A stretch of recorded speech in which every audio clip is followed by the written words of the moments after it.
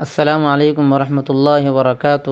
برادران اسلام، بورا بنڈے میں ایک علاقہ ہے جس کا نام صفدر نگر ہے، جہاں تقریباً 90% آبادی مسلمانوں کی ہے۔ ان میں اکثریت پسماندہ ہے اور روزانہ کی مزدوری پر اپنا گزارا کرتی ہے۔ مساجد کی کمی کی وجہ سے لوگ دین سے دور ہیں اور نمازوں سے دور ہے، بچے مکتب کی تعلیم سے دور ہے۔ الحمدللہ علاقے کے چند لوگ مساجد کی کمی کو دور کرنے کے لیے 100 گز زمین 41,75,000 روپے میں خریدے ہیں، جس کا بیانہ 5 لاکھ روپے بطور قرض لے کر دیا گیا ہے۔ 3 ماہ کی مدت میں باقی 36,75,000 روپے دینا ہے۔ لہذا آپ حضرات سے گزارش ہے کہ اس کار خیر کی کامیابی کے لیے دعا فرمائیں، نیز اپنے اور اپنے مرحومین کے لیے ثواب کی نیت سے زیادہ تعاون بھی فرمائیں۔ 1 گز کی قیمت کے ذریعے سے یا 1 اسکوائر فٹ کی قیمت کے ذریعے سے یا 1 مسلح کی قیمت کے ذریعے سے تعاون فرمائیں اور رابطے کے لیے ان نمبرات پر فون کریں۔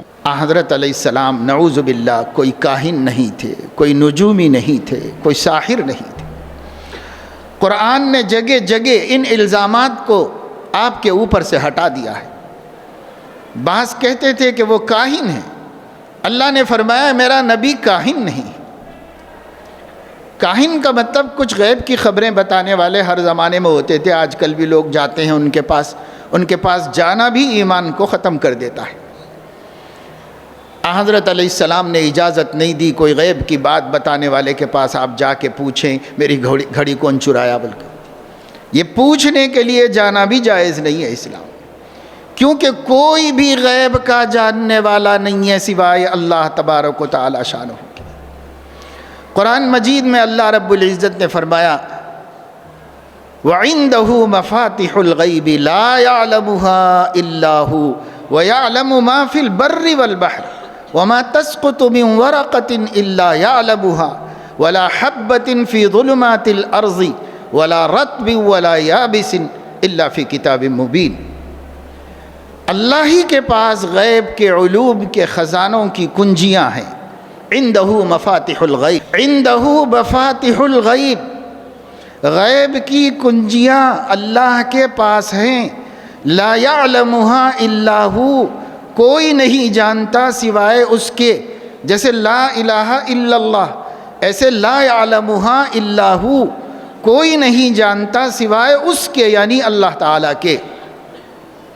اور ما تسقط من ورقۃ الا یعلمها، درخت سے کوئی پتا گرتا ہے تو گرنے سے پہلے اللہ کو معلوم ہے کہ اتنے بج کر اتنے منٹ سیکنڈ پر یہ گرنے والا ہے، اللہ کو معلوم ہے۔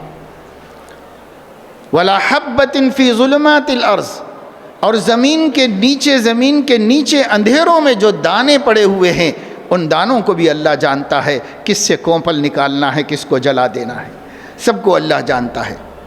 وَلَا رَطْبٍ وَلَا يَابِسٍ، کوئی خشک چیز کوئی تر چیز ایسی نہیں ہے الا فی کتاب مبین، جو اللہ کی کتاب مبین میں لکھی ہوئی نہ ہو۔ سب اللہ کے پاس کب سے؟ ازل سے، جب کہ انسان پیدا بھی نہیں کیے گئے تھے، انسانوں کے تمام حالات لکھے ہوئے ہیں اللہ کے پاس، اور اسی کے مطابق ساری دنیا کا نظام چل رہا ہے۔ اور اللہ رب العزت نے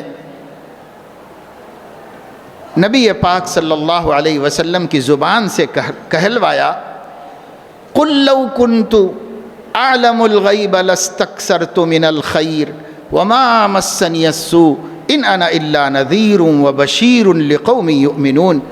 اے نبی صلی اللہ علیہ وسلم، آپ فرما دیجئے، یہ قرآن ہے، یہ قرآن کی آیت ہے جو میں سنا رہا ہوں۔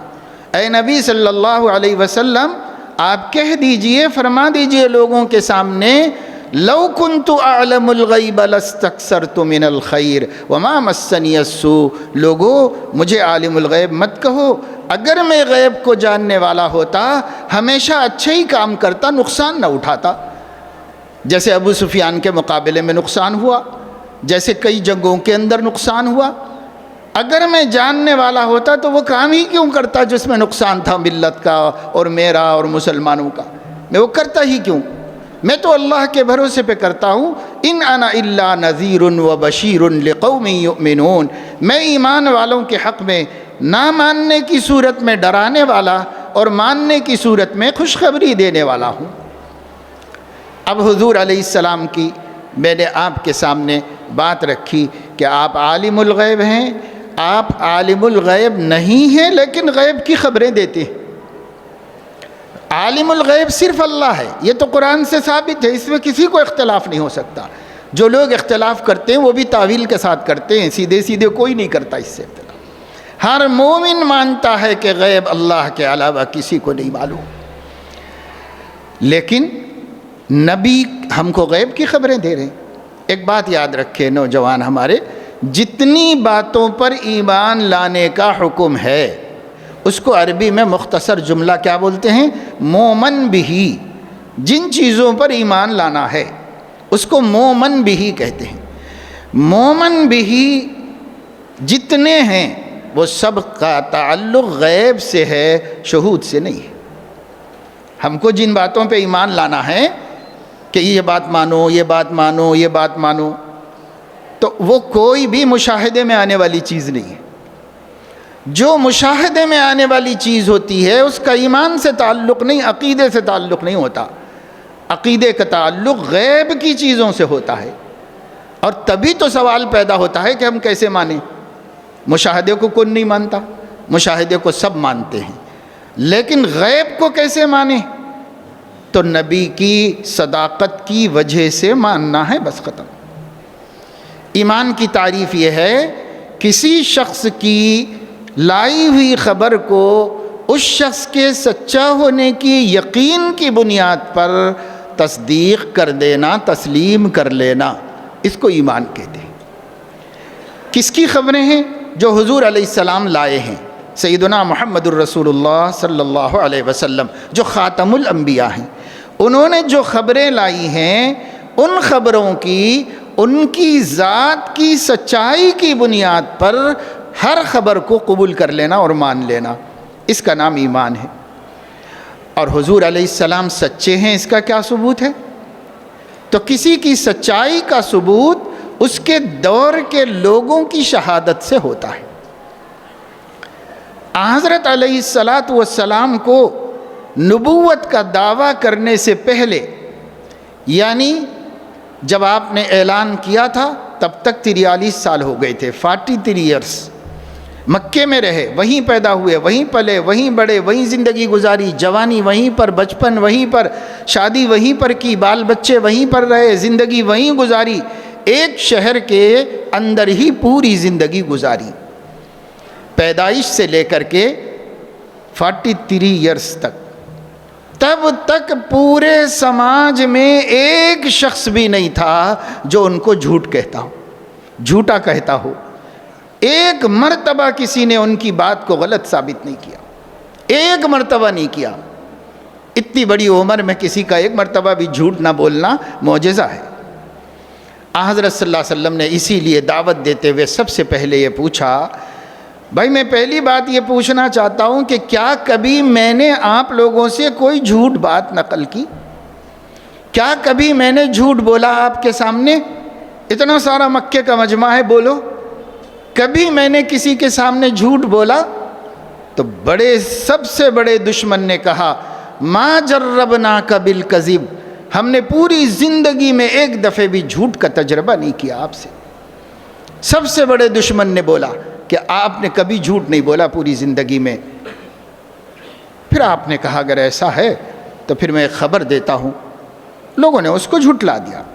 اب یہ جھٹلانا دین کی بنیاد پہ تھا، شخصیت کو جھوٹا کسی نے نہیں کہا تھا۔ اس لیے ایک سچے کی خبر کو، جس کو پورا کا پورا شہر سچا کہتا ہو، سچا مان لینا عقل کا تقاضا ہے۔ اس لیے ضروری ہے کہ جو حضور خبر دیں اس کو قبول کر لیا جائے اور اسے مان لیا جائے، جو خبر بھی حضور دیں۔ اب حضرت علیہ السلام جو خبریں دیتے ہیں ہم کو، وہ ساری خبریں غیب کی ہوتی ہیں۔ انہوں نے کہا کہ ہمارا اللہ ہے، تو اللہ غیب میں ہے نا، ہم نے تو دیکھا نہیں۔ انہوں نے کہا کہ اللہ اکیلا ہے، تو اس کا اکیلا ہونا بھی غیب ہے، ہم نے تو دیکھا نہیں ہے۔ انہوں نے فرمایا میں اس کا رسول ہوں، تو اس کی طرف سے رسول بننا بھی ہم نے دیکھا نہیں ہے، انہوں نے کہا ہے کہ میں اس کا رسول ہوں۔ اس لیے اس کی صداقت کی بنیاد پر غیب کی خبریں ہیں، اور غیب کی خبر بندے تک پہنچنا ممکن نہیں ہے سوائے وحی کے۔ وحی ایک رشتہ ہے اللہ کے اور بندے کے درمیان، علمی رشتہ ہے،